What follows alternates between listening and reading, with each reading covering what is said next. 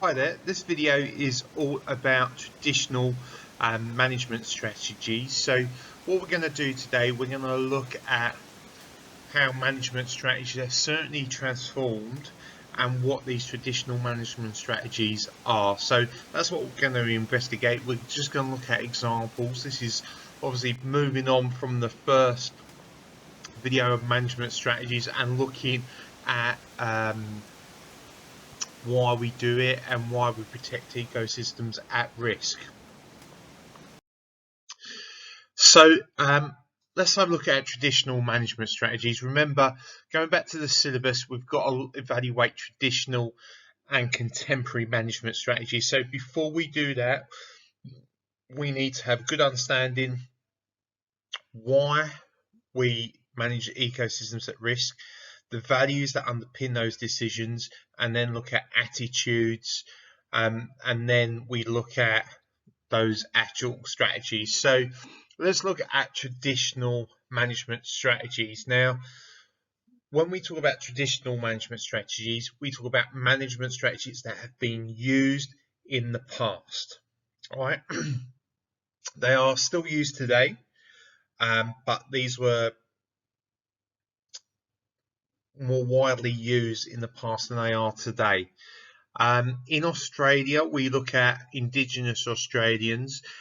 They've been the custodians of the land for, well over 30 up to 60,000 years ago. So when we talk about traditional management strategies, we are looking at Aboriginal, Indigenous Australians, their management strategies, because they were here for so long. The early settlers that came along completely transformed Australia, and we're still using more today those strategies than looking at those traditional Indigenous Australian strategies. So this video is all about looking at that, and I'm going to sort of hopefully teach you some information that you might not be aware of, and yeah, let's have a look. So the first part of traditional management that I'm going to show to you is what's called fire stick management. Now, Indigenous Australians, they knew the seasons in a lot more detail than we do, and for a long time people thought Indigenous Australians would just randomly burn parts of the forest, mainly for hunting, to scare animals out, and then they could spear the animals a lot easier. There is that reason, but it's this idea of having that knowledge of the seasons when to light fires that wouldn't cause the catastrophic damage bushfires have. So when we talk about fire stick management, we are talking controlled, small scale fire management. So Indigenous Australians would do it when obviously there was a bit of precipitation around, when it was still a little bit damp, so the fire was controlled. This idea that Aboriginal people used to burn environments randomly is complete rubbish, and that has been proven by talking to Aboriginal elders, by investigating plant species and looking at what it actually does to the environment.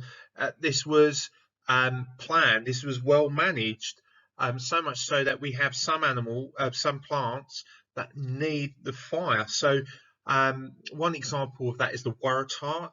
The waratah seed, the casing is very, very hard and will not germinate unless it's been burnt by natural bushfire. Once it's burnt, then the seed can get out of its case and germinate.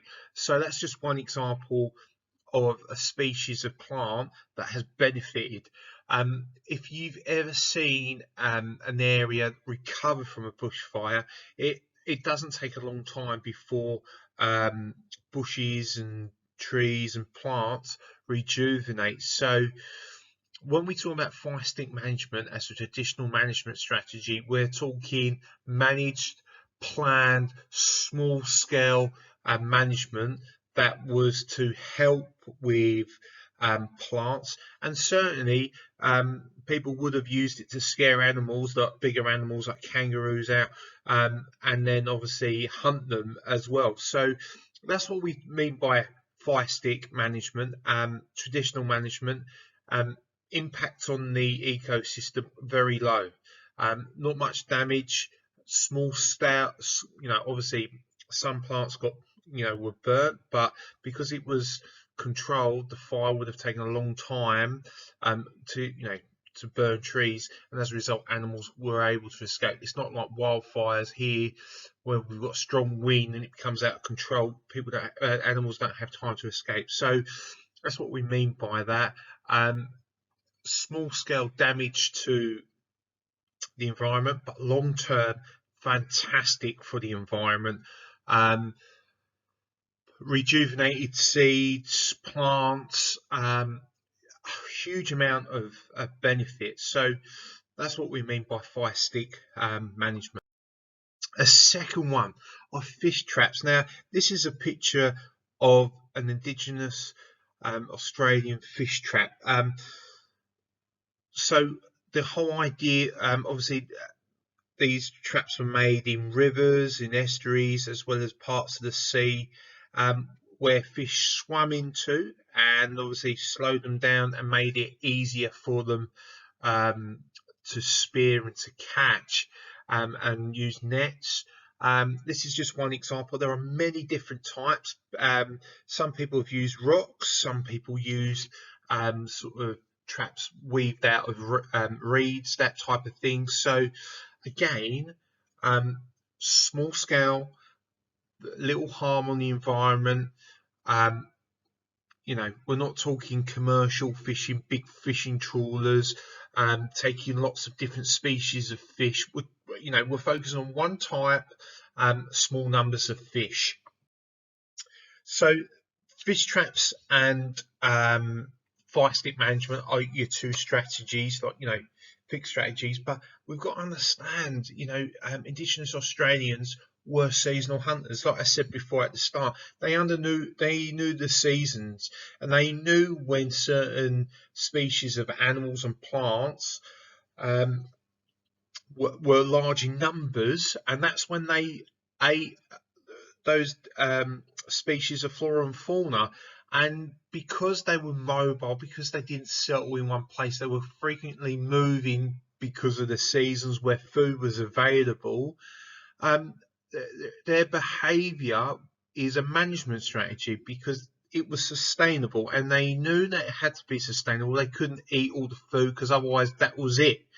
So they had a fantastic knowledge and understanding of the seasons, the fauna and flora, and they lived in harmony. Obviously, there were some times where, because of, as we already know, ecosystems at risk, sometimes food was scarce. As a result, it would have been harder to live and people would have to move further. But that's why the population maintained their numbers, and why they lived for so long on their own, because of they had everything here. So their behaviour, attitudes towards the environment was a management strategy in itself. And I've put the last thing there. They were not commercial farmers like today. So this idea that farming didn't happen in Australia until the Brits colonised Australia is wrong. Indigenous Australians were farmers, but they did it in a completely different way that we do today, and they used what they needed, and that was it. So that's another management strategy. Like I said, I think this is a big area for more research. I'm not an expert in it, and I'm looking forward to learning about these. But these traditional management strategies have been very, very important. And I've said they used them in the past. Well, I think now, after particularly all the bushfires that we've had last year, we really need to start revisiting these management strategies and using these ideas for contemporary management strategies, because I think a better understanding of our environment, our ecosystems, how people used to live in sync with the environment is a really good and positive thing. So that's what traditional management strategies are. I apologise if my information isn't as good as it should be. I'm always learning, and these videos will always change as well. So really important. So make sure you write your Cornell notes. And if you've got any questions, ask me. If you can subscribe to my channel, like the video, that'd be great. Okay, thanks.